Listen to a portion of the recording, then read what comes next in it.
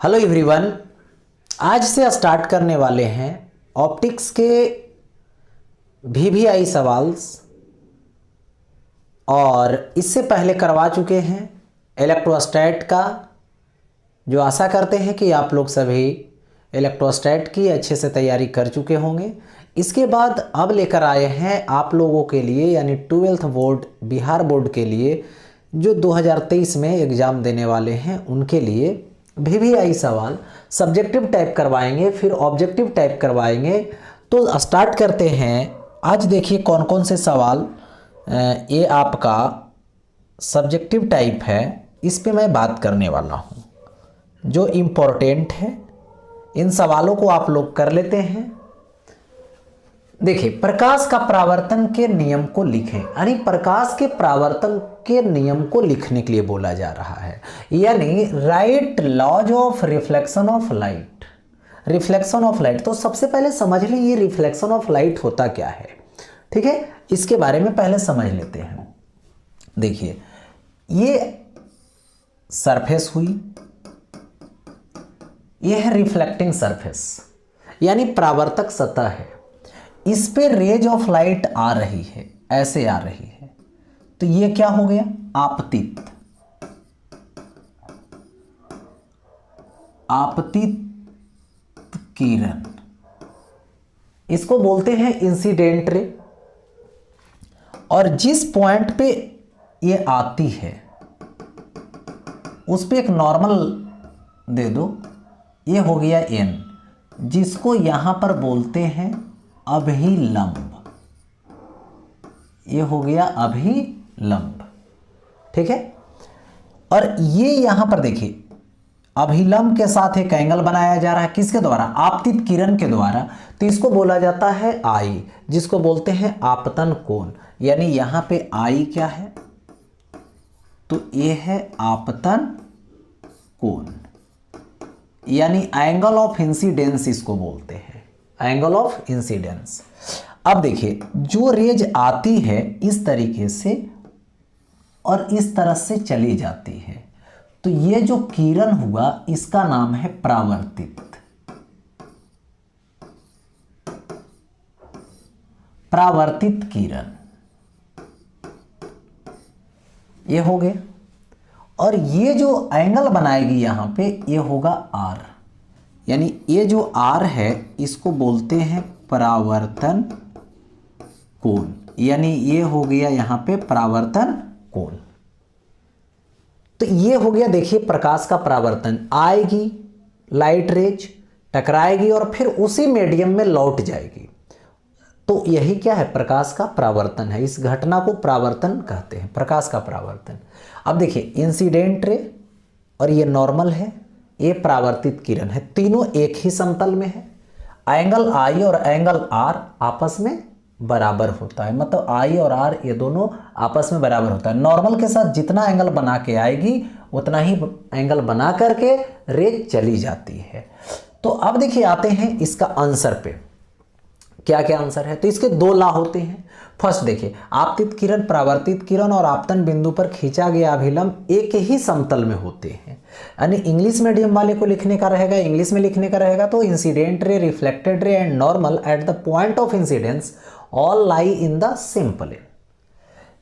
यानी सेकेंड में परावर्तन कोण और आपतन कोण बराबर होता है, या तो परावर्तन कोण आपतन कोण के बराबर होता है। इंग्लिश में उसी को कैसे लिखना है? The angle of reflection is equal to the angle of incidence, that solve. यानी ये लिख देंगे, ये हो गया प्रकाश का परावर्तन के बारे में। ठीक है, प्रकाश का परावर्तन क्या था ये भी समझा दिए। अब आगे बढ़ता हूं नेक्स्ट। अब आता है यहां पे प्रकाश का अपवर्तन के नियम को लिखें, यानी write laws of refraction of light. तो सबसे पहले समझ लेंगे कि ये रिफ्रैक्शन ऑफ लाइट होता क्या है, यानी प्रकाश का अपवर्तन होता क्या है, तब आसानी से इसका लॉ को लिख सकते हैं। अब देखिए, सबसे पहले यहां पे समझ लें, देखिए कि ये जो अपवर्तन होता है जब लाइट रेज यानी प्रकाश की किरण एक प्रकाशीय माध्यम से दूसरे प्रकाशीय माध्यम में जाती है, यानी एक प्रकाशीय माध्यम मान लो विरल है और दूसरा सघन है, तो विरल से सघन में जाएगी या फिर सघन से विरल में आएगी, ऐसा। तो देखिए यहाँ पर सपोज कर लिए, देखिए ये बाउंड्री है, इधर है मान लो फर्स्ट मीडियम जो क्या है μ1 है, और ये क्या है μ2 है। ये मान लो क्या है, यहाँ पे विरल है, और ये क्या हो गया, यहाँ पे सघन हो गया। ठीक है, इधर से रेज ऑफ लाइट आती है इस बाउंड्री पे, ऐसे आ रही है, तो यहाँ पे ये नॉर्मल खींच दो। ये है आपतित, ये क्या है आपतित किरण आ रही है ऐसे। अब देखो आपतित किरण आ गई और यहाँ पर एक एंगल बनाती है ये, तो ये एंगल आई होता है। जाना चाहिए था कैसे, ऐसे जाना चाहिए था। तो जैसी सघन माध्यम में जाती है तो इसकी स्पीड कम हो जाता है। ठीक है, लाइट की स्पीड कम जाती है, जिसके कारण ये क्या होती है, बेंड कर जाती है इधर की तरफ, और यहाँ पे एंगल बनाती है ये आर एंगल। ठीक है, अपवर्तन कोण। और ये क्या हो गया, अपवर्तित किरण हो गया, तो ये हो गया अपवर्तित किरण। ठीक है, इसका नाम लिख भी सकते हो अपवर्तित। और ये जो कोण है इसका नाम पड़ गया अपवर्तन कोण। तो अभी देखा है आपने कि विरल से सघन में गई तो नॉर्मल की ओर बेंट कर गई, यानी एक विरल माध्यम से सघन माध्यम में प्रवेश की है, यानी एक प्रकाशीय माध्यम से दूसरे माध्यम में चली गई। तो ये हो गया प्रकाश का अपवर्तन। अब देखो ये तो होगा इधर की ओर बेंडिंग हुआ, किधर, नॉर्मल की तरफ। और यही यदि ये मान लो μ1 है जो कैसा है, सघन है, लेकिन μ2 है यानी विरल है। यानी ये देखिए विरल वाले में ये μ2 कम होता है। μ2 यहाँ पर क्या है, मतलब दूसरे माध्यम का अपवर्तनांक, और μ1 क्या है, प्रथम माध्यम का अपवर्तनांक। प्रथम माध्यम किसको मानेंगे, जिससे लाइट रेज आएगी, जिसमें जाएगी उसका दूसरा माध्यम नाम रखेंगे। अब देखो यहाँ से रेज ऑफ लाइट आ रही है, तो जिस पॉइंट पे आएगी वहाँ पे क्या करो, नॉर्मल खींचो, और इसके साथ एंगल आई बनेगा। जाना चाहिए था ऐसे, लेकिन क्या हुआ, इस माध्यम में आई माने विरल में, तो स्पीड क्या हो जाएगा, बढ़ जाएगा। तो जैसी स्पीड बढ़ता है वैसी क्या होती है, अपने जिस रास्ते से आ रही थी तो नॉर्मल से दूर की तरफ चल जाती है ये, तो ये एंगल आर हो गया। यही क्या है, तो देखो यहाँ पे विरल से सघन में और यहाँ पे सघन से विरल में। ठीक है, अब देखिए यहाँ पे ये हो गया। इसके बाद ये समझना है कि देखिए इसका ला कैसे लिखेंगे। तो देखिए आपतित किरण, अपवर्तित किरण और आपतन बिंदु पे ये अभिलंब है जो एक ही समतल में है। कब, जब विरल से सघन में जा रही है या तो सघन से विरल में आ रही है, दोनों केस में वही है, देख सकते हैं। ठीक है, तो यहाँ पर प्रथम नियम तो हो गया, आपतित किरण, अपवर्तित किरण और अभिलंब एक ही समतल में होते हैं। इसी को इंग्लिश में कैसे लिखेंगे, incident ray, refracted ray and normal always lie in the same plane. लेकिन अगला कंडीशन, आपतन कोण की ज्या और अपवर्तन कोण की ज्या का अनुपात एक नियतांक होता है। यानी देखिए the ratio of sine I of angle of incidence and sine of angle of refraction is constant. यानी μ1 sine I is equal to μ2 sine R. ये क्या है, स्नेल्स लॉ है। जैसे देखिए होता क्या है यहाँ पे एक्चुअली, देखिए ये हुआ साइन आई और ये हुआ साइन आर, एक कांस्टेंट होता है। एक कांस्टेंट कौन सा होता है, तो यहाँ पे कांस्टेंट होता है इसका रिफ्रैक्टिव इंडेक्स यानी अपवर्तनांक। वो भी कौन सा, सेकेंड माध्यम का फर्स्ट माध्यम के रेस्पेक्ट में। ठीक है, जो आपेक्षिक होगा, तो इसको लिखते हैं μ2 बाई μ1। और यही देखो फिर बन जाता है स्नेल्स लॉ। μ1 इधर चला आया तो साइन आई के साथ, तो देखो μ1 साइन आई, और μ2 इधर चला आया तो μ2 साइन आर। यही क्या है, स्नेल्स लॉ है। तो ये हो गया सेकेंड नियम, तो यहाँ पे नोट हो गया। अब आगे बढ़ता हूँ। इसके बाद देखिए यहाँ पे है सवाल है, क्या सवाल है जरा देख लें इसको। ठीक है, देखिए माध्यम ए में प्रकाश की चाल, यानी प्रथम माध्यम में प्रकाश की चाल, यानी ये V1 दे रखा है, कितना है 2.5 इंटू 10⁸ मीटर पर सेकेंड हो गया। अब देखिए माध्यम बी में प्रकाश की चाल, यानी दूसरा माध्यम में प्रकाश की चाल दे दिया गया, कितना है, तो 1.5 इंटू 10⁸ मीटर पर सेकेंड है। माध्यम ए का देखो अपवर्तनांक दे दिया म्यू ए अपवर्तनांक, और माध्यम बी का म्यू बी अपवर्तनांक है। यानी देखिए प्रथम माध्यम ए का तो अपवर्तनांक क्या होता है, निर्वात में प्रकाश की चाल और माध्यम में प्रकाश की चाल का अनुपात होता है।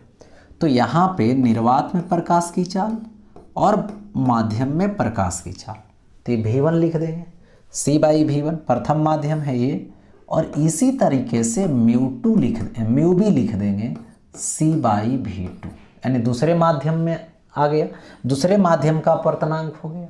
अब क्या करना है, μA/μB का मान क्या है। अब देखिए इसको इंग्लिश में एक बार, speed of light in medium A हो गया ये, देखिए speed of light in medium B is इतना, refractive index of medium A μA हो गया μA, and refractive index of medium B is μB दे दिया गया। Find the value of μA/μB, यही निकालनी है, यानी μA/μB। तो ऐसा करते हैं, μA तो क्या होगा C/V1, μB तो C/V2। अब जरा देख लें इसको, देखो μA/μB, C और C तो कैंसिल हो जाएगा, V2 ऊपर V1 नीचे, तो V2/V1 इक्वल टू V2 की वैल्यू पुट कीजिए, कितना है 1.5 है, तो 1.5 into 10⁸, okay, by V2/V1, V1 की वैल्यू 2.5 इंटू 10⁸। जरा देखिए इसको कैलकुलेट करके, ये और ये क्या हो जाएगा, कैंसिल, ठीक है, यहाँ से कैंसिल आउट कर दीजिए, कैंसिल आउट हो जाएगा, तो कितना आएगा 15/25, यानी 3, और ये क्या आएगा 5, यानी 3/5 हो जाएगा। आगे का टॉपिक आता है, इसमें क्रांतिक कोण को परिभाषित करें, इसकी शर्तें लिखें, ठीक है, यानी define critical angle, right it's conditions. यानी ये इसमें 2 सवाल दे रखा है। तो देखिए क्रिटिकल एंगल के बारे में समझा रहे हैं क्या होता है। तो देखिए सबसे पहले यहाँ पे कंडीशन समझ लें। देखिए ये बाउंड्री है, और इस बाउंड्री की मैं बात करूं तो यहाँ पर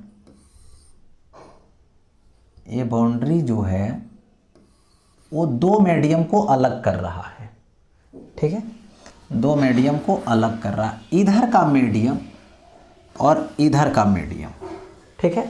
तो ये इसका मान लो अपवर्तनांक μ1 है, रिफ्रैक्टिव इंडेक्स, और ये क्या है μ2 है। सबसे पहले तो ये जो है ये सघन वाला है, और ये यहाँ पे विरल वाला है, ठीक है।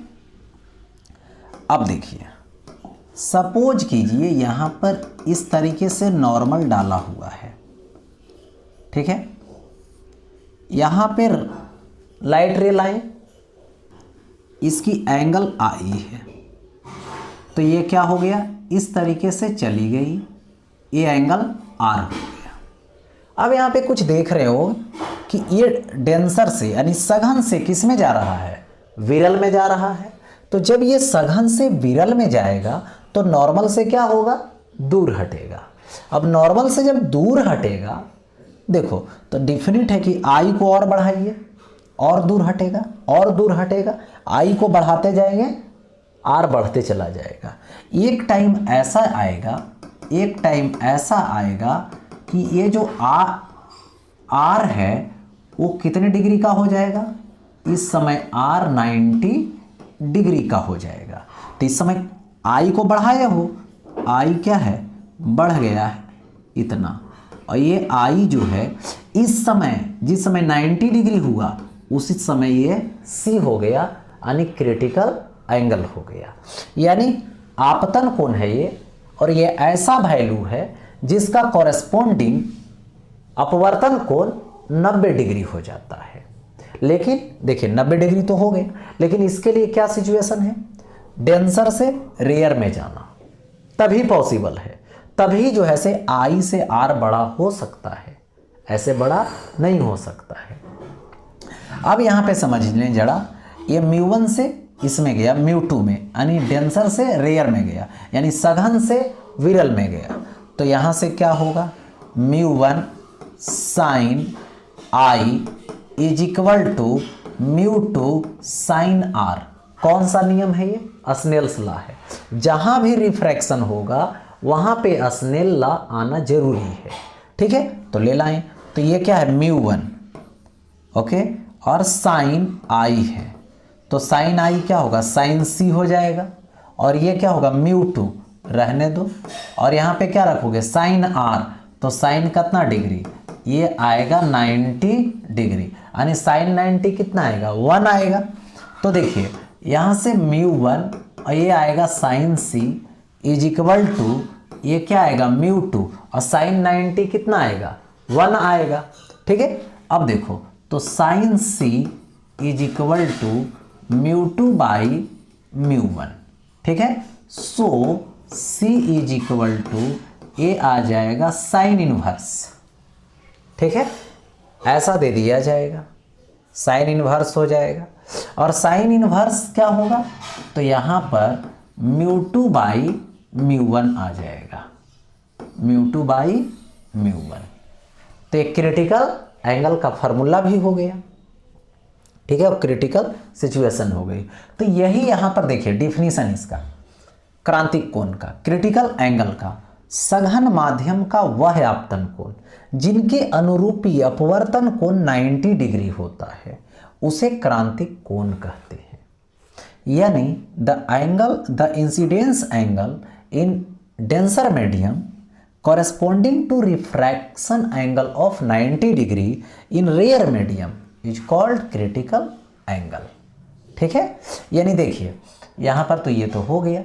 अब देखिए इसको क्रिटिकल एंगल क्यों बोला गया, क्रिटिकल का मतलब होता है क्रांतिक, क्रांति मतलब होता है बदलाव। यदि देखो आई को यदि छोटा करोगे तो अपवर्तन हो जाएगा, और यही आई को और बड़ा कर दोगे तो इसी माध्यम में लौट जाएगा, इसी माध्यम में देखिए इस तरीके से लौट जाएगा, ऐसे देखिए आई को और बड़ा कर दीजिएगा तो इसी माध्यम में क्या होगा, लौट आएगा, यानी परावर्तन हो जाएगा। इसको बोलेंगे पूर्ण आंतरिक परावर्तन। कब, जब आई की जो वैल्यू है वो ग्रेटर देन सी हो जाएगा, तो यहाँ पे परावर्तन हो गया। तो देखिए ये ऐसा एंगल है जिससे छोटा करोगे तो अपवर्तन होगा, जिससे बड़ा करोगे तो परावर्तन होगा, यानी बदलाव लाने वाला है ना। उसको थोड़ा सा चेंज करोगे तो बदलाव आ जाएगा। तो यही है यहाँ पे क्रिटिकल एंगल। इसमें तो सिंपल देख लिए, सघन माध्यम से विरल माध्यम में जाना होगा तभी ऐसा होगा, ऐसे उल्टा करोगे विरल से सघन में लाओगे तो ऐसा केस नहीं बन सकता है। यानी देखिए कंडीशन क्या हुआ, शर्तें क्या हुई, किरण को सघन से विरल माध्यम में जाना चाहिए, सही बात है, एक कंडीशन हुआ। दूसरा कंडीशन ये है कि अपवर्तन को 90 डिग्री होना चाहिए। क्रिटिकल कंडीशन होने के लिए यानी क्रांतिक कोण होने के लिए, कौन क्रांतिक कोण कौन होगा? आपतन कोण। लेकिन उस समय अपवर्तन जो कोण है वो 90 डिग्री की होनी चाहिए। ठीक है, आगे देखते हैं आगे है क्या। नेक्स्ट इसमें है किसी पतले ठीक है लेंस है, यहां पे पतले लेंस के लिए सूत्र 1/f is equal to mu minus 1 into 1/r1 minus 1/r2 को स्थापित करें। यानी establish the formula for thin lens given by इतना। यानी कोई पतला लेंस है और पतली लेंस के लिए क्या करनी है, यहां पर सूत्र निकालना है, इतना स्थापित करना है संबंध, जिसको लेंस मेकर फॉर्मूला भी बोलते हैं। इसको क्या बोलते हैं? यहां पे लेंस मेकर फॉर्मूला, ये है लेंस मेकर फॉर्मूला। ठीक है, यानी इसी को यहां पर दर्शाना है, स्थापित करना है, संबंध प्रूफ करके देना है। तो देखिए सबसे पहले समझिए, लेकिन लेंस कैसा है? पतला लेंस है। चलिए देखिए, एक लेंस बना लो, ये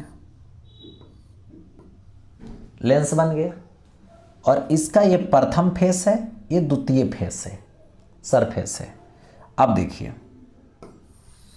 ये इसका क्या हुआ?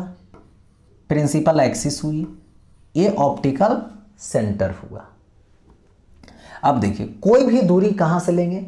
ऑप्टिकल सेंटर से, यानी प्रकाशीय केंद्र से लेंगे। ठीक है, अच्छा अब यहां पर एक ऑब्जेक्ट रखो, ऑब्जेक्ट को रख दिया मैंने, तो ये जो ऑब्जेक्ट की दूरी होगी इसको यू बोलेंगे, वस्तु दूरी बोले। यहां से एक रे चलेगी जो सीधे चलती चली जाएगी। ठीक है, ये सीधे चलती चली जाएगी, जा रही है चलती हुई। अब देखो यहां पर क्या होगा, एक दूसरी रेज को भेजते हैं, यहां से भेजें, जैसे इस सरफेस पर गया तो लेंस में एंट्री किया। इधर मान लो रिफ्रैक्टिव इंडेक्स μ1 है, इधर μ1 है, और इसका रिफ्रैक्टिव इंडेक्स लेंस वाला μ2 है। इसको मान लो हवा है तो 1, हवा है तो 1, और ये μ2 को मान लो μ। ठीक है, अब देखिए जैसे इस सरफेस पर गई तो इस सरफेस पर क्या करो, एक नॉर्मल खींच दो। नॉर्मल कहां से खींचाएगा? तो इस सरफेस जो है, जो कर्व है, उसका सेंटर ऑफ कर्वेचर से खींचा गया, खींचा गया नॉर्मल। तो किधर बेंट करेगी रेज? रेज बेंट करेगी नॉर्मल के तरफ, क्योंकि रेयर से डेंसर में जा रही है, ये बेंट कर गई।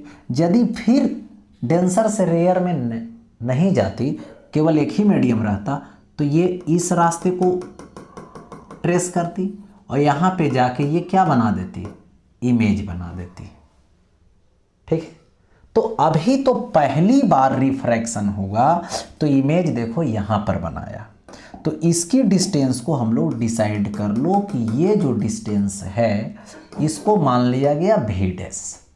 ठीक है, यानी अब देखो यहाँ से फर्स्ट फेस से, फर्स्ट कर्व सरफेस से, क्योंकि लेंस का दोनों साइड कर्व सरफेस है, तो फर्स्ट फेस से रिफ्रैक्शन हुआ, तो यहाँ पर इस तरीके से हुआ, कर्व सरफेस से रिफ्रैक्शन हुआ। तो इसके लिए जरा देखो समझ लो, यहाँ पे साइड में बताता हूँ। यदि ये कर्व सरफेस है, देखो ऐसे, और ये इसका एक्सिस हुआ, और यहाँ पर यदि ऑब्जेक्ट रखते हो तो ये जो ऑब्जेक्ट डिस्टेंस यहाँ से लिया जाएगा u, तो यहाँ से चली गई रे, चलती चली जाएगी, यहाँ से ऐसे जाएगी और फिर ऐसे कट करेगी, यहाँ पे इमेज बनाएगी, यहाँ पे नॉर्मल डालेंगे सेंटर ऑफ कर्वेचर से। तो ये देखिए ये वाला जो डिस्टेंस होगा ये v होगा। देखो ये फर्स्ट मीडियम μ1, ये सेकेंड मीडियम μ2, तो यहाँ पर रिलेशन होता है μ2/v, कर्व सरफेस से जब रिफ्रैक्शन होती है, किससे? कर्व सरफेस से जब रिफ्रैक्शन होती है। और देखो तो ये पोल है, ये सेंटर ऑफ कर्वेचर, तो रेडियस ऑफ कर्वेचर हो जाएगा डिस्टेंस। तो देखिए संबंध होता है μ2 बाई भी minus μ1 by U is equal to μ2 minus μ1 by R. होगा ऐसा, दे दिया गया। तो अब देखिए ये हुआ कर्व सरफेस से जब रिफ्रैक्शन होता है तब क्या होता है, μ2 बाई भी minus μ1 by U is equal to μ2 minus μ1 by R होता है। क्लियर। तो यहाँ पर भी जरा हम लोग एक नज़र देखें, एक बार देखें कि इस में देखो इस सरफेस को भी साइलेंट रख रहे हैं, इस सरफेस से रिफ्रैक्शन हो रहा है। यदि ई वाला सरफेस वाला नहीं होता तो सीधे जाके कहाँ कट करता है, यहाँ पे प्रिंसिपल एक्सिस को, ठीक है। यानी ये जो रेज जा रही है उसको, तो यहाँ पे इमेज बनता, यानी इस सरफेस से, इस कर्व सरफेस से रिफ्रैक्शन हुआ।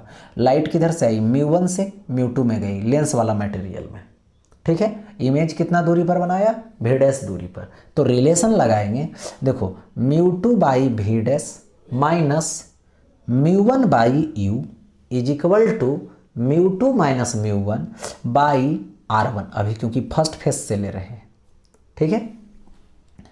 तो यहाँ पे ऐसा, अब देखो एक बात बतलाते हैं, इसका जो पोल है, इसका जो पोल है वो दोनों ऑप्टिकल सेंटर के काफ़ी टच में है। क्यों, नियरेस्ट है, क्यों, क्योंकि ये पतला लेंस है। जितना पतला होगा उतना दोनों फेस नज़दीक आएगा, नज़दीक आएगा तो ऑप्टिकल सेंटर के करीब आएगा। इसीलिए यहाँ से भी डिस्टेंस लेंगे तो करीब किसका होगा, ऑप्टिकल सेंटर के करीब से होगा। यहाँ से यदि डिस्टेंस लेंगे तो कहाँ के करीब होगा, ऑप्टिकल सेंटर से करीब जाएगा, ठीक है। ये तो ऐसा करते हैं, यहाँ से नहीं लेकर के डायरेक्ट ऑप्टिकल सेंटर से ही ले रहे हैं, ठीक है। देखो तो ये क्या आ जाएगा, यहाँ पर μ2 by V dash, μ2 by V dash minus μ1 by U is equal to μ2 minus μ1 by r1। क्यों, क्योंकि ये फर्स्ट फेस से है, ठीक है। तो इसको इक्वेशन मान लेंगे फर्स्ट। अब देखो आगे बढ़ते हैं, देखिए अब यहाँ पर इस फेस पर आया है, तो ये जो फेस है, जैसे ये फेस है तो इसका ये कर्व इधर के तरफ है तो सेंटर ऑफ कर्वेचर इधर होगा, और यदि ये वाला फेस लेंगे तो ये कर्व इधर है तो इसका सेंटर ऑफ कर्वेचर इधर होगा। तो इधर होगा, सपोजिट मान लो इधर है C2। देखो तो यहाँ से dot dot dot dot dot dot dot ऐसे खींच दिए नॉर्मल। तो अब क्या हुआ, उस समय रेयर से डेंसर में गया तो नॉर्मल के तरफ बेंड किया, इसके तरफ बेंड किया। अब क्या हो रहा है, ये देखो नॉर्मल ये वाला जा रहा है तो इधर नहीं जाकर, नज़दीक नहीं जाके दूर हटेगा। क्यों दूर हटेगा, क्योंकि उसका मेन रीजन है यहाँ पर डेंसर से रेयर में जाना, तो नॉर्मल से दूर हट गया और दूर हट के यहाँ पर जाके कट कर दिया। तो ये वाला जो डिस्टेंस होगी, ये वाला डिस्टेंस क्या होगा, भी होगा यहाँ पे, ये वाला डिस्टेंस यहाँ पर भी दे दिया जाएगा। चलिए ये तो भी दे दिया गया। तो अब क्या है, ये हो गया फर्स्ट मीडियम, ये हो गया सेकेंड मीडियम, इससे इसमें गया तो कितना डिस्टेंस हुआ इमेज का, भी। ऑब्जेक्ट का डिस्टेंस कौन होगा, भी डैश होगा। क्यों, क्योंकि इस फेस के लिए ऑब्जेक्ट का काम ये I1 किया। तो देखिए अब लिखूंगा यहाँ पे ऐसे लिख सकता हूँ, ठीक है। ये हो गया प्रथम सतह से अपवर्तन, यानी रिफ्रैक्शन थ्रू फर्स्ट फेस। अगर क्या हो जाएगा, दूसरे सतह से अपवर्तन, दूसरे सतह से अपवर्तन। तो अबर होगा μ1, क्यों, क्योंकि अबर μ2 से μ1 में जा रहा है, तो ये अबर जो रिफ्रैक्शन का कारण बनेगा, यानी सेकेंड मीडियम ये वाला बनेगा, फर्स्ट मीडियम ये वाला बनेगा। तो देखिए μ2 बाई भी माइनस, देखो μ1 बाई भी माइनस μ2 बाई ये हो जाएगा इसमें, देखिए V dash, is equal to μ1 minus μ2 और बाई R2। ये हो गया सेकेंड इक्वेशन। ठीक है, अब ऐसा करता हूँ, फ्रॉम फर्स्ट और ये प्लस सेकेंड हो जाएगा, तो फर्स्ट प्लस सेकेंड से चलो। देखो μ2 by V dash minus μ1 by u, okay, और is equal to μ2 minus μ1 by R1। इसके बाद देखिए सेकेंड को लाइए, μ1 बाई भी माइनस μ2 बाई भी डैश, और ये आ जाएगा μ1 माइनस μ2 बाई R2। इन दोनों को क्या करनी है, ऐड करनी है। तो जब ऐड करनी है तो देखिए यहाँ पे, देखिए सबसे पहले यहाँ तो बात ये है कि जैसी ऐड करोगे तो ये दोनों जीरो बना लेगा, यानी हट जाएगा। ठीक है, इसको दिखा के नहीं काटना है, मन में ही अपने में हटा देना है, क्योंकि दोनों ऐड कर रहे हैं तो ये दोनों तो एक प्लस है एक माइनस है, तो जीरो हो जाएगा। ये क्या हो जाएगा, यहाँ पे μ1 बाई भी, ठीक है, ऐड करो अब इसको, minus μ1 by u is equal to, ये क्या होगा, μ2 माइनस μ1 बाई R1, प्लस कर दो, यहाँ पे μ2 है, μ1 माइनस μ2, और ये तो R1 और क्या आएगा, R2 आ जाएगा। ठीक है, अब देखिए इसको ऐसे करते हैं, μ1 कॉमन कर लीजिए, तो 1 बाई भी minus 1 by u is equal to μ2 minus μ1 by R1, minus common कर लीजिए, तो ये हो जाएगा μ2 माइनस μ1 बाई R2। ठीक है, ऐसा। अब देखो इसको ऐसे ही रहने देंगे, तो ये तो रह जाएगा μ1 इंटू 1 बाई भी minus 1 by u is equal to, देखो यहाँ से ऐसा रहने दिए, μ2 माइनस μ1 दोनों से कॉमन कर लीजिए, तो ये हो जाएगा μ2 minus μ1 into 1 by R1 minus 1 by R2। हो गया ऐसा।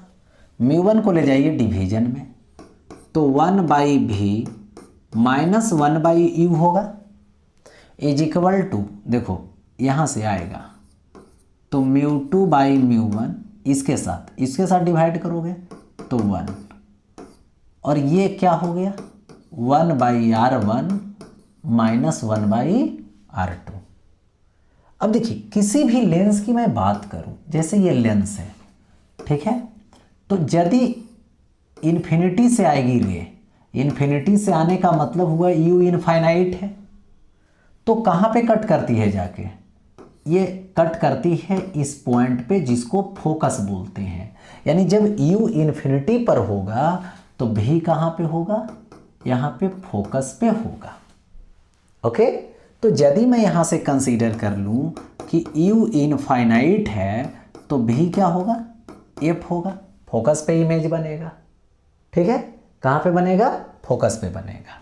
चलिए, तो 1 बाई भी है, 1 बाई भी यानी 1 बाई एफ, और ये क्या होगा माइनस 1 बाई u, तो u का value infinite is equal to μ2 minus mu, देखो सॉरी यहाँ पे μ2 बाई μ1, तो ये आप केयर करें कि देखिए इधर एयर है, या तो ऐसे लिख सकता हूँ, एयर नहीं भी देखिए रहे तो इसको ऐसे भी लिख सकते हो, ये रिफ्रैक्टिव इंडेक्स हुआ सेकेंड मीडियम का फर्स्ट के रेस्पेक्ट में, इसको ऐसे भी लिख सकता हूँ, या तो केवल μ2 का वैल्यू म्यू, μ1 का वैल्यू 1, तो म्यू बाई 1 केवल म्यू भी लिख सकता हूँ।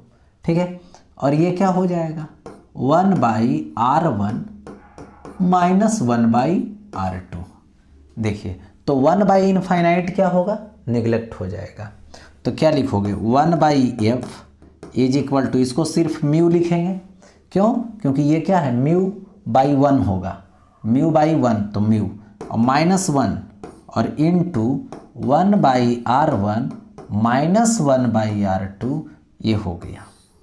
यही तो प्रूफ करना था। इसी को क्या बोलते हैं, लेंस मेकर फॉर्मूला बोलते हैं। यदि यहाँ पे मैं बात करूँ आगे, देखिए यदि यहाँ पे मैं कंसीडर करूँ, क्या कंसीडर करूँ, सो जरा देख लो।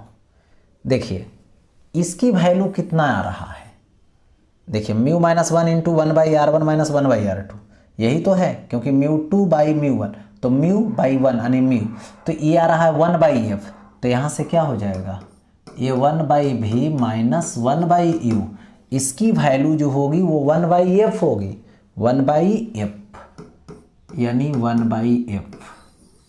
तो इसको क्या बोला जाएगा, इसको बोला जाएगा लेंस फॉर्मूला। तो ये क्या हो गया, यहाँ पर लेंस फार्मूला हो गया, ये क्या हो गया, लेंस मेकर फार्मूला हो गया, यानी एक ही साथ दो फार्मूला डिराइव हो गया। ठीक है, अब ये तो हुआ डिराइवेशन की मेथड, लेकिन यहाँ पे थोड़ा सा दो लाइन अपने से एडजस्ट कर देनी है। इस लेंस का नेम दे देना है mn।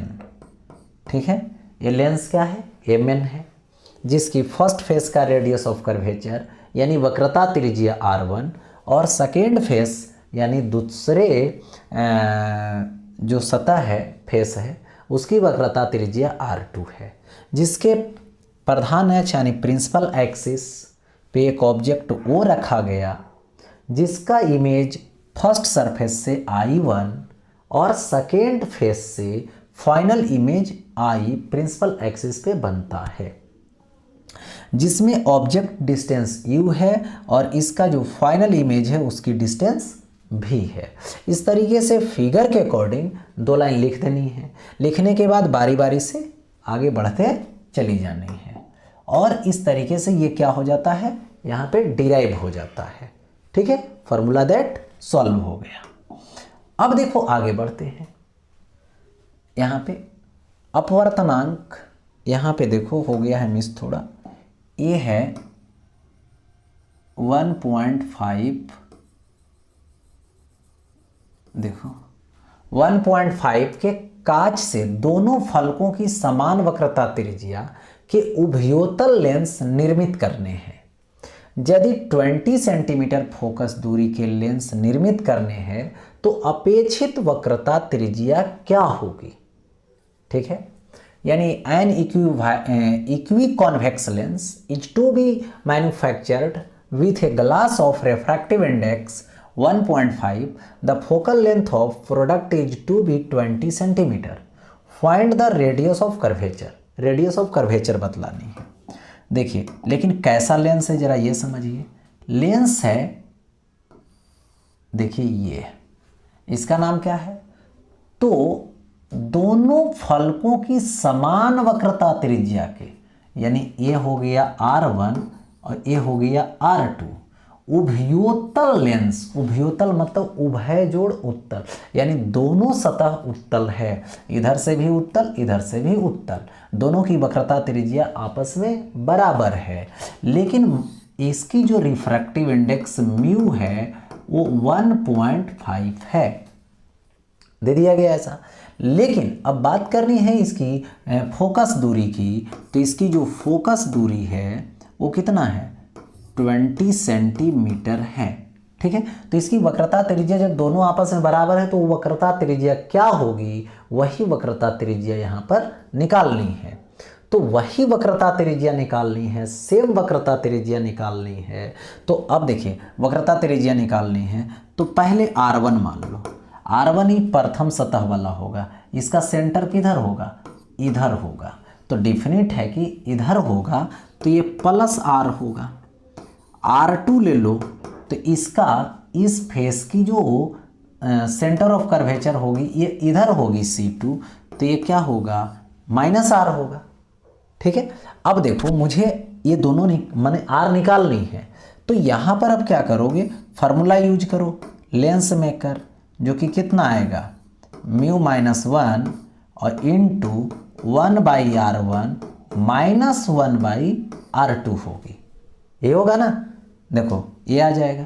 तो अब यहाँ से हम लोग डिसाइड करते हैं। देखिए 1/f तो 1/20, म्यू माइनस 1 तो म्यू की वैल्यू 1.5 माइनस 1 इंटू 1/r1 तो r माइनस 1/r2 तो r2 माइनस r, यहाँ पे लाके लगा दिया। अब देखो 1/20 इज इक्वल टू 1.5 माइनस क्या है 1 है, ठीक है। तो ये कितना आएगा 0.5 आएगा इंटू 1/r प्लस 1/r, ठीक है। तो 1/20 is equal to 0.5 into 2/r आएगा, ठीक है। तो इसको ऐसे लिख सकते हो, देखो यहाँ पे 1/20 है तो 0.5 इंटू क्या आएगा 2 आएगा, तो ये हो जाएगा 1/r। ओके, अब देखो क्रॉस मल्टीप्लिकेशन कर लो, तो इधर से इधर, इधर से इधर, तो r is equal to 20 centimetre. यानी दोनों सतह की जो वक्रता त्रिज्या समान है वो अपेक्षित वक्रता त्रिज्या क्या होगी उसको निकालें, यानी वक्रता त्रिज्या तो कितना है 20 सेंटीमीटर और 20 सेंटीमीटर इसका आ गया। देखो r is equal to 20 centimetre and 20 centimetre, मतलब यहाँ पे इसकी आंसर आ गई वक्रता त्रिज्या 20 सेंटीमीटर। चलिए अब आगे बढ़ते हैं अगले कॉन्सेप्ट के तरफ, अगले न्यूमेरिकल के तरफ। क्या है वो देखिए, यहाँ पे देखिए न्यूमेरिकल दे रखा है, दो पतले उत्तल लेंस जिनकी क्षमता 5 डायोप्टर और 2 डायोप्टर है। यानी एक की क्षमता 5 डायोप्टर, दूसरे का 2 डायोप्टर है, एक दूसरे से 20 सेंटीमीटर की दूरी पर समाक्षीय रूप में रखा गया है। लेंस युग्म की फोकस दूरी और क्षमता निकालें। यानी दो लेंस है, दोनों की पावर दे रखा है, ठीक है। दोनों की बीच की दूरी 20 सेंटीमीटर है और एक ही अक्ष पे दोनों है, ठीक है। तो उस जो लेंस को कंबाइंड कर रहे हैं, दोनों लेंस को कंबाइंड करने से उसकी फोकस दूरी क्या होगी, और जो कंबाइंड करने से बन रहा है, मिलाने से दोनों को बन रहा है, उसकी शक्ति क्या होगी, उसकी क्षमता क्या होगी। इंग्लिश में जरा देख लिया जाए इसको एक बार। 2 thin lens of power 5 dioptre and 2 dioptre are placed coaxially, ठीक है, at a distance 20 centimetre apart. Find the focal length and power of the combination of lens. तो सबसे पहले देखिए यहाँ पे बेसिक कंसेप्ट समझना होगा कि ये जो पावर ऑफ लेंस है, यानी लेंस की क्षमता है, वो क्या है, ठीक है। और दो लेंसों को यदि कुछ दूरी पे रखेंगे तो उसकी फोकस दूरी क्या होगी, कैसे होगी, और उसकी पावर क्या होगी, इसको समझना है।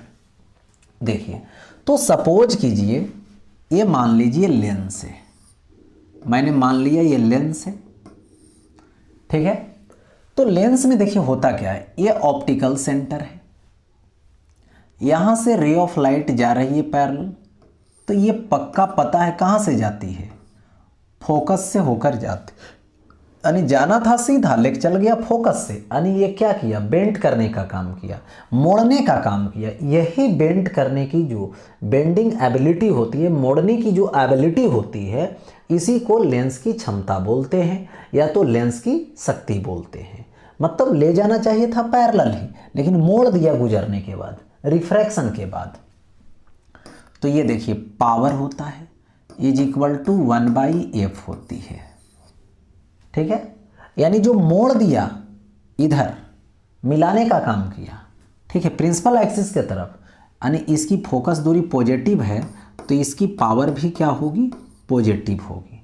और यही यदि ऐसा होता, ठीक है, एक कनकेव होता, एक कन्वेक्स हुआ, एक कनकेव होता, जा रही है पैरेलल, एक क्या की इधर मोड़ेगी तो ये डाइवर्ज करने का काम की, तो इसका जो फोकस दूरी होगी वो नेगेटिव होगी और पावर भी कैसा होगा, नेगेटिव होगा। और इसका पावर पॉजिटिव होगा क्योंकि फोकस दूरी पॉजिटिव है। या तो कन्वर्ज करने का काम किया, प्रिंसिपल एक्सिस तरफ मोड़ने का काम किया, और ये क्या किया, प्रिंसिपल एक्सिस से दूर भेज दिया, तो इसका नेगेटिव, इसका पॉजिटिव। इसका SI यूनिट डायोप्टर होता है और 1 डायोप्टर इज इक्वल टू 1 पर मीटर होता है। ये हो गया। अब देखिए दो लेंसों को एक साथ कंबाइंड कर दो ऐसे, या और एक दूसरा लेंस लाया ऐसे, इसकी फोकल लेंथ यानी फोकस दूरी f1, इसकी फोकस दूरी f2। बोला जाएगा ये देखो एक ही अक्ष पे है, लेकिन क्या है कांटेक्ट में है, एक दूसरे के संपर्क में है। तो जब एक दूसरे के संपर्क में रहेगा तो इसकी फॉर्मूला होती है कॉम्बिनेशन का, कंबाइंड का result 1/f is equal to 1/f1 plus 1/f2। एक हो गया जब कांटेक्ट में रहेगा तब, और यही जब कुछ डिस्टेंस पे रहेगा। देखो ये फर्स्ट लेंस है, फोकस दूरी f1, ये सेकेंड लेंस है, फोकस दूरी f2, दोनों के बीच की दूरी d है। तो इसकी formula 1/f is equal to 1/f1 plus 1/f2 minus d/f1 f2। ये रिलेशन हो गया कॉम्बिनेशन के लिए, कंबाइंड करने के लिए। ठीक है, तो अब यहाँ पे हम लोग डिसाइड करते हैं। देखिए फर्स्ट लेंस का है और ये सेकेंड लेंस का है पावर, तो इससे क्या कर लो, सबसे पहले फोकस दूरी निकाल लिया जाए। तो ये देखिए फर्स्ट है, कितना है, तो 5 डायोप्टर है, यानी 5 डायोप्टर को लिख सकता हूँ 5 पर मीटर। तो यहाँ से देखिए फार्मूला क्या होता है पावर का, देखो ऐसे होगा P1 is equal to 1/f1, तो f1 इधर आ जाएगा तो ये हो जाएगा 1/P1। तो 1/P1, P1 की वैल्यू 5 पर मीटर, यानी मीटर को ऊपर लेके चले जाओ, पावर माइनस में तो ऊपर प्लस में, तो 1 मीटर हो जाएगा। 1 मीटर मतलब 100 सेंटीमीटर बाई 5, तो ये क्या हो जाएगा 20 सेंटीमीटर। तो फर्स्ट लेंस की पावर 5 डायोप्टर है, लेकिन फोकस कितना है 20 सेंटीमीटर है फोकस दूरी। अब देखो दूसरे लेंस के पास पहुंचो, इसकी पावर कितना है, तो 2 डायोप्टर है, ये तो प्लस में है, ये भी प्लस में है। प्लस वाला कौन होता है, तो कन्वेक्स लेंस होता है, उत्तल लेंस होता है। तो ये 2 डायोप्टर यानी 2 पर मीटर, तो P2 is equal to 1/f2, तो f2 is equal to 1/P2 यानी 1/2। अब पर ये मीटर लिखेंगे पर मीटर, ठीक है, इसको पर मीटर लिख दो, तो ये क्या हो जाएगा ऊपर चला जाएगा मीटर, तो हो जाएगा 100 सेंटीमीटर बाई 2 यानी 50 सेंटीमीटर आ जाएगा। 100/2 यानी 50 सेंटीमीटर आ गया। ठीक है, और यहाँ से डिस्टेंस कितना दिया हुआ है, तो 20 सेंटीमीटर, यानी distance is equal to 2 centimetre आ गया। ठीक है, तो अब यहाँ पे हमको डिसाइड करनी है फोकस दूरी कॉम्बिनेशन का क्या होगा और क्षमता क्या होगा, निकालनी है। तो देखिए ये क्षमता क्या है सब कुछ बता दिए, मोड़ने की जो कैपेसिटी है, मोड़ने की जो एबिलिटी है वही है, जो P is equal to 1/f, contact में रहेगा कि तो ऐसा, और यदि दूरी पे रहेगा तो ऐसा। चलिए अब देखो यहाँ पे हम लोग कंसीडर करते हैं, 2 लेंस है, लेकिन दोनों लेंस क्या चीज़ में है, दोनों लेंस पहले कैसा है, एक लेंस हो गया समाक्षीय है, देखो इसका फोकल लेंथ f1, ये दूसरा लेंस है, इसका फोकल लेंथ f2, इसके बीच की दूरी d, दोनों दिया हुआ है, दोनों देखो एक ही एक्सिस पे। फार्मूला क्या लगाना है, तो 1/f is equal to 1/f1 plus 1/f2 minus d/f1 f2। चलिए 1/f निकालना है, तो 1/f1 देखिए f1 की वैल्यू 20 सेंटीमीटर है, तो यहाँ पे क्या दोगे 20 प्लस 1/f2, f2 कितना है 50, देखिए f2 है 50 हो गया, माइनस d का वैल्यू 20 सेंटीमीटर, तो यहाँ पे दे दो 20/20 इंटू ये होगा 50। ओके, अब देखिए यहाँ से ज़रा सोचिए, कैंसिल होने वाले को कैंसिल कर दीजिए, कैंसिल हो गया। ठीक है, और देखिए सजा लीजिए पहले। अब देखिए यहाँ पे सजा लेता हूँ, 1/f रहेगा, 1/f रहेगा, ये क्या होगा 1/20 होगा, प्लस 1/50 होगा, माइनस 1/50 होगा।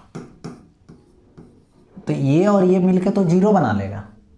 ठीक है, तो 1/f is equal to 1/20, so f is equal to 20 centimetre. यानी ये जो कॉम्बिनेशन बन रहा है दोनों लेंस का, उसकी जो कॉम्बिनेशन की फोकल लेंथ होगी वो कितना आएगा, 20 सेंटीमीटर आएगा। ठीक है, ये हो गया।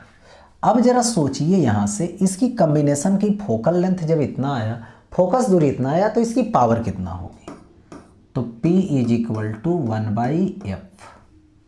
ठीक है, अब देखो यहाँ से 1/f, f की वैल्यू 20 सेंटीमीटर, इसको किस में कन्वर्ट कर देनी है, तो मीटर में कन्वर्ट कर देनी है। तो देखिए यहाँ से क्या आएगा 1/20 और सेंटीमीटर, मीटर में कन्वर्ट जब करोगे तो 100 से डिवाइड करना, तो 100 कहाँ चला जाएगा, ऊपर चला जाएगा, और /20 ये मीटर, ये कैंसिल हो जाएगा, यानी आ जाएगा 5 पर मीटर। पर मीटर मतलब डायोप्टर, यानी 5 डायोप्टर, यानी कॉम्बिनेशन की जो पावर आएगी वो 5 डायोप्टर आएगी। फोकल लेंथ आएगी 20 सेंटीमीटर। कैसा नेचर, पॉजिटिव नेचर। ठीक है, ये हो गया। अब आगे की तरफ बढ़ते हैं। आगे की तरफ देखिए, एक कांच की प्रिज्म से प्रकाश के अपवर्तन का रेखा चित्र खींचे। यानी एक प्रिज्म लेनी है और उस प्रिज्म से प्रकाश की अपवर्तन करवानी है। ठीक है, और उसकी रेखा चित्र खींचना है। प्रिज्म के पदार्थ का अपवर्तनांक ज्ञात करने के लिए सूत्र निकालें, और उसकी अपवर्तनांक को कैसे निकालेंगे, उसके फार्मूला को डिराइव करनी है, उसके फार्मूला को निकालनी है। यही मैटर है, समझ गए। तो यहाँ पे देखिए, सबसे पहले यहाँ पे रेखा चित्र खींचनी है, एक स्टोरी। ठीक है, तो यहाँ पर सबसे पहले रेखा चित्र खींचनी है यदि, तो आप देख सकते हैं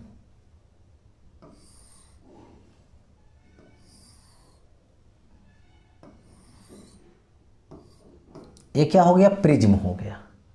ठीक है, यदि इस फेस और इस फेस से अपवर्तन करवाओगे तो ये वाला प्रिज्म एंगल होगा, और ये प्रिज्म का क्या होगा, यहाँ पर बेस होगा। ठीक है, और इसका नाम रख दीजिए ए, और ये बी, और ये सी। तो प्रिज्म हो गया ABC। अब देखिए इधर से रे ऑफ लाइट को लाइए, आ रही है लाइट, जैसी इस पॉइंट पर आती है तो इस पॉइंट पे ऐसे dot dot dot dot dot normal खींच दीजिए। ठीक है, अब देखिए जाना चाहिए था इसको इस रास्ते से ऐसे, लेकिन AB सरफेस पर क्या हो रहा है, अपवर्तन हो रहा है। तो क्या होगा, ये क्या है, इसका रिफ्रैक्टिव इंडेक्स म्यू है, इधर तो एयर है, यानी रेयर से डेंसर में गई तो नॉर्मल के तरफ मुड़ेगी। इस पॉइंट का नाम रख दीजिए M, मुड़ गई इधर के तरफ। ठीक है, तो ये एंगल बना ली यहाँ पर I कितना पे, I पे, और ये एंगल बना ली यहाँ पे R1। ठीक है, तो यहाँ पे लिख दूंगा प्रथम सतह से अपवर्तन।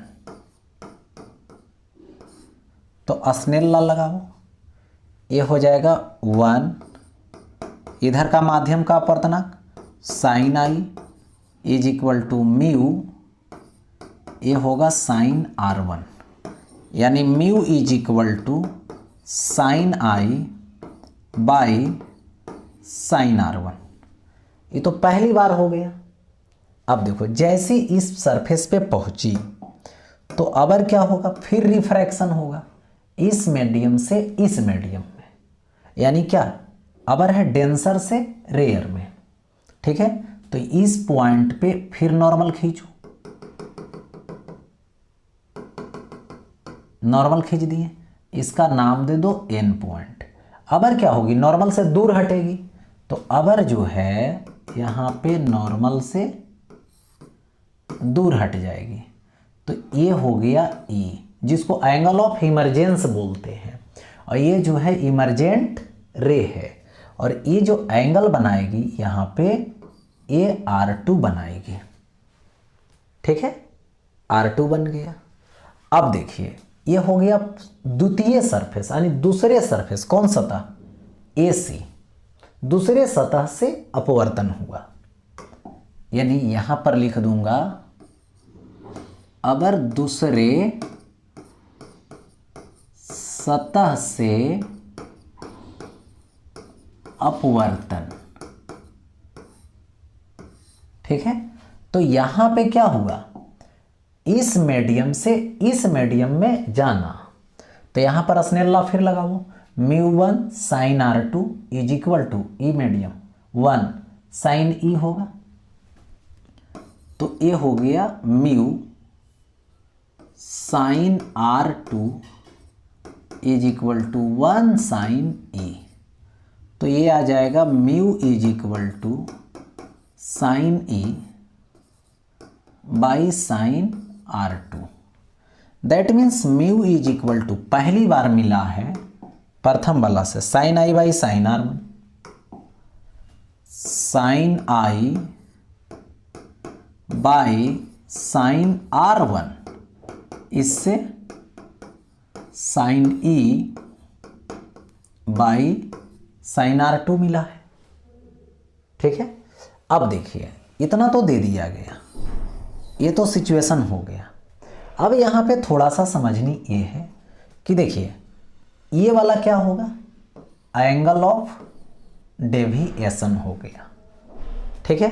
तो ये सबसे पहले ये क्या है, यही फर्स्ट जो सवाल है, एक कांच के प्रिज्म से प्रकाश के अपवर्तन का रेखाचित्र खींचे, यानी draw a ray diagram to show the refraction of light through a glass prism, ठीक है। दिखा दिए, अपवर्तन भी दिखा दिए उससे, है ना, अपवर्तन का कंडीशन भी लगा दिए, तो ये हो गया फर्स्ट स्टेप का जवाब।